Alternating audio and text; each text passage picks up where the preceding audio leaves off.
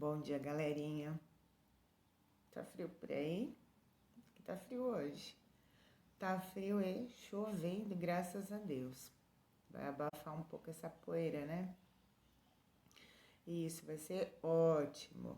Bem, hoje nós vamos para a língua portuguesa, página 49, é confusão para cachorro 1. É muito divertido passear com animais de estimação, mesmo que, às vezes, eles causem tumulto. Isso aconteceu com a personagem da história que você vai ouvir. Ela teve muitos bichos, alguns até esquisitos, como rãs e bicho de pé. Você já ouviu falar em bicho de pé? Mas não foi nenhum desses animais que arrumou uma grande confusão. Tão grande que a garota disse ter sido um horror mesmo.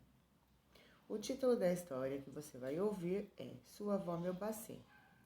Título estranho, não? O que você acha que ele significa? Bom, a história, a minha assistente e eu lemos para vocês ontem, né? Para facilitar a aula de hoje, para ela não ficar tão extensa.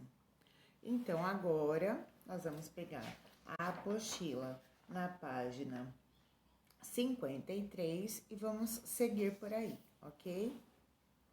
Bom, agora nós vamos falar um pouquinho sobre Silvertop. Nasceu em Petrópolis, no Rio de Janeiro. Começou a trabalhar em teatro aos 15 anos. Morou 2 anos em Paris, onde fez cursos de desenho, pintura e arte dramática.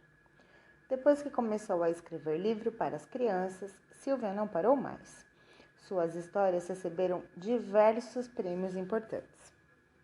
Para a tristeza de seus leitores, Silvia Ortoff faleceu no dia 24 de julho de 1997. Mas suas histórias continuam bem vivas, alegrando e encantando crianças e adultos. Trocar ideias, página 53. 1. Você conhece algum bicho de estimação que tenha nome esquisito como o cachorro desta história? Conte para a sua turma. 2. Qual parte da história sua avó, meu bacê, você achou mais engraçada? Por quê? Vamos virar a folha para a página 54. Estudar a língua 1, página 54. Você já estudou nome próprio e nome comum. Nomes próprios são indicados com letra maiúscula. Nomeiam pessoas, cidades, países, bairros, ruas, rios, lagoas, marca de produtos, nome de revistas e jornais. Nomes comuns são iniciados com letra minúscula.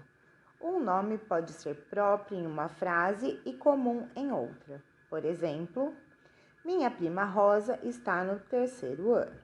Olha lá o R maiúscula, a menina, né? É o nome próprio. Coloquei a rosa vermelha num belo vaso. A rosa, de novo, como um nome comum, tá? A flor. Número 1.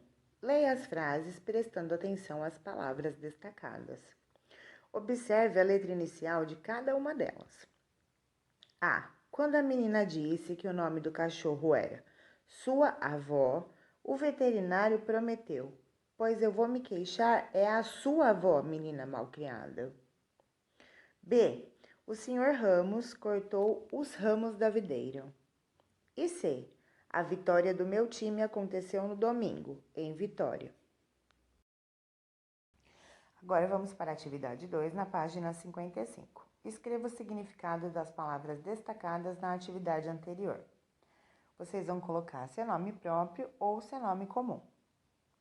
Não se esqueçam que nome próprio está escrito com letra maiúscula, nome comum, letra minúscula. Letra A, sua avó, com letra maiúscula, e sua avó com letra minúscula. Letra B, Ramos com letra maiúscula, Ramos com letra minúscula. E letra C, Vitória com letra minúscula e Vitória com letra maiúscula. Atividade 3. Leia em silêncio a lista dos prenomes e sobrenomes de seus colegas de classe, que seu professor registrou na lousa. A. Junto da turma, observe-se algum nome próprio que pode ser usado também como comum.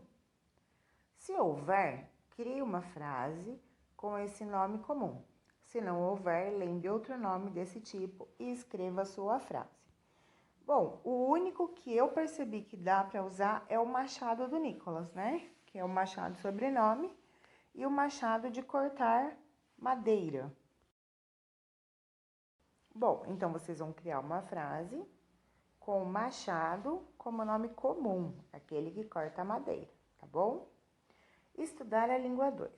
O umbigo só tem um, o estressado tem 3 e mais 7 esperando o mini cassete. O afoito tem 8, a novela tem 9 e revela que em 10 é 1, não 10. O bronze é feito de 11, mesmo que 11 seja feito de bronze. E nem aumentando a dose, ele vira 12. O ouvinte tem 20, mas só lá no fim. O centro é quase um cento e tem quase 100. O milho tem 1000 logo no início, o milhão também. Afoito apressado, indês, ovo que se deixa no ninho descoberto para que outras galinhas ponham ali seus ovos. Então, vamos virar a página para 56. 1. Agora responda oralmente. Qual é o segredo desse poema?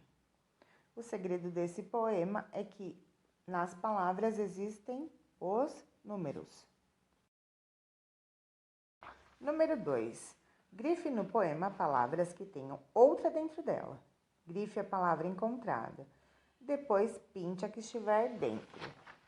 Olha lá, vamos lá no poema. Na primeira linha eu tenho lá, o umbigo só tem um. Então, nós vamos grifar a palavra umbigo com lápis preto de escrever e vamos pintar o que está dentro do umbigo, ok? Bem, e assim vocês vão fazer com todas. Vão ler o texto, grifar a palavrinha que aparecer, outra dentro, e pintar a palavrinha que tiver dentro da palavra.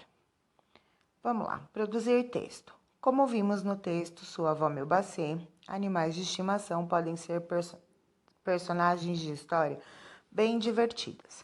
Você vai criar e escrever uma história que também tenha acontecido com um animal de estimação. Esse animal poderá ser o seu ou de outra pessoa, existir de fato ou ser inventado. Isso me faz pensar qual é o animal que a Júlia vai escolher. O cabrito, o cavalo, porque ela tem tantos que ela tem uma imensidão para escolher. Bom, a história também poderá ser verdadeira ou inventada, como a de Silvertoff. Crie diálogos entre os personagens do seu texto, no caderno de português. Antes de escrever, pense na história que poderá contar e converse sobre ela com os seus colegas e seu professor. Vocês não vão ter como conversar, né, gente? Vocês vão ter que inventar mesmo. Bom, eu tenho certeza que a história de vocês vai sair sensacional, porque nos cadernos tem vindo histórias fantásticas. Vocês só não fazem o que a tia Lili pede, né? De depois gravar um vídeo lendo a história pra gente ver. Mas tudo bem. Só a Cecília que manda pra tia Lili. Bom, nós vamos continuar na página 56, em casa. 1. Releia o primeiro parágrafo do texto Sua Avó Meu Bacê. Quem é a personagem que conta essa história? Bom, vocês vão voltar naquela história que eu li para vocês ontem e vão ver quem é uma personagem, se é um menino ou se é uma menina. E vão escrever aí. B. Quais foram os bichos de estimação dessa personagem? Ela teve alguns, hein? Vamos para a página 57. 2. Leia o texto a seguir, que traz algumas informações sobre o bicho de pé. Gente, quem já teve bicho de pé? Normalmente é quem vive em sítio, né, Júlia? Eu já tive, gente, muito bicho de pé quando eu era criança e ia com meu pai no sítio. Nem gosto de me lembrar desses episódios porque eu lembro da agulha. Vamos lá. É o inseto da família das pulgas que penetra na pele do homem e de outros animais. Ele é quase invisível e, quando descobre uma vítima, salta em sua direção e cava um pequeno buraco na pele para sugar o seu sangue. Geralmente penetra na sola do pé, na pele sob as unhas e os espaços entre os dedos, provocando coceira e inflamação no local afetado por vários dias. Para que a vítima se livre do bicho, é preciso retirá-lo com agulha desinfetada. Para ficar longe dessa pulguinha incômoda, o ideal é usar calçados em locais infestados e tratar animais domésticos infectados. Eles adoram ficar perto do chiqueiro, viu, gente? Quais as alternativas apresentam informações verdadeiras sobre o bicho de pé? Primeira, são bichos de estimação e não prejudicam o ser humano. Segunda, as pessoas percebem quando esses bichos se aproximam delas. Terceira, alimentam-se do sangue das vítimas. Quarta, inflamam o lugar aonde penetra. Eles atacam apenas seres humanos. Próxima, quem anda descalço pode ser vítima desses bichos. Releia um trecho da história de Silvio Ortoff. A gente chegava até comer os peixes que pescava naquela lagoa. Para quem não é do Rio, vou explicar. A Lagoa Rodrigo de Freitas é uma lagoa que fica entre o Jardim Botânico e Ipanema, linda de se olhar e horrível de se cheirar. A. Marque com lápis colorido os nomes próprios citados nesse trecho. B. O que esses nomes próprios nomeiam? Aí vocês vão explicar o que eles nomeiam, tá bom? Número 4. Encontre novas palavras dentro de cada uma destas. A. Lampião. B. Afivelar. C. Macaco. D. Caravela. E. Carteira. F. Casaco. E G. Andorim. Vocês vão ver as novas palavras que estão dentro dessas daí e vão colocar na frente delas. 5. Página 58. O melhor amigo do homem. A coluna O Nome dos Bichos faz uma homenagem aos cachorros de estimação. Uma pequena bolinha de pelos, barrigudinha, com um par de olhos grandes e expressivo, parecendo sempre pedir alguma coisa. Adorava brincar, seguir nossos passos, ganhar colo e receber carinho. Esse era o Joca, nosso cãozinho.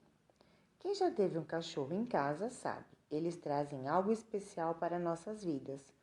Essa relação de carinho e amizade entre o ser humano e os cachorros é antiga. Há mais de 30 mil anos na Europa, os homens e mulheres do passado começaram a criar e a domesticar lobos cinzentos, uma espécie típica daquela região. Foram esses lobos que, com o passar do tempo, deram origem aos cachorros.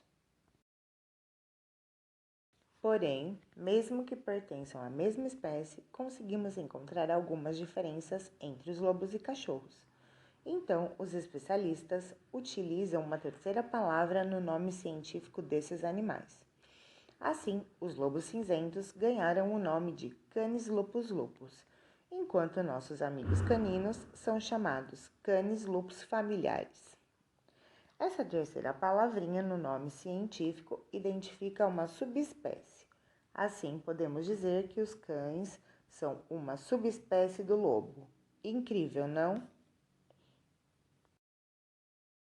Vamos conhecer o significado de algumas palavrinhas agora. Domesticar, amansar, domar, tornar doméstico. Típica, originária própria.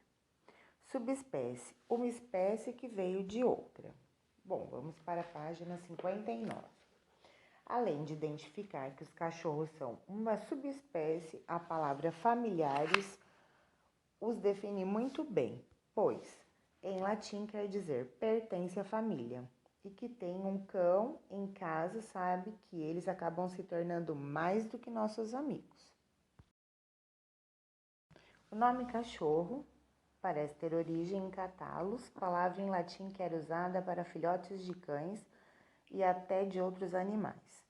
Os lobos cinzentos são os ancestrais dos cachorros domésticos. Eles foram os primeiros mamíferos a serem domesticados pelos humanos, muitos antes dos gatos, bovinos, cavalos e porcos, por exemplo. Ancestrais, o que vieram antes, antepassados. Agora, grife com lápis claro os trechos que mais chamaram a sua atenção.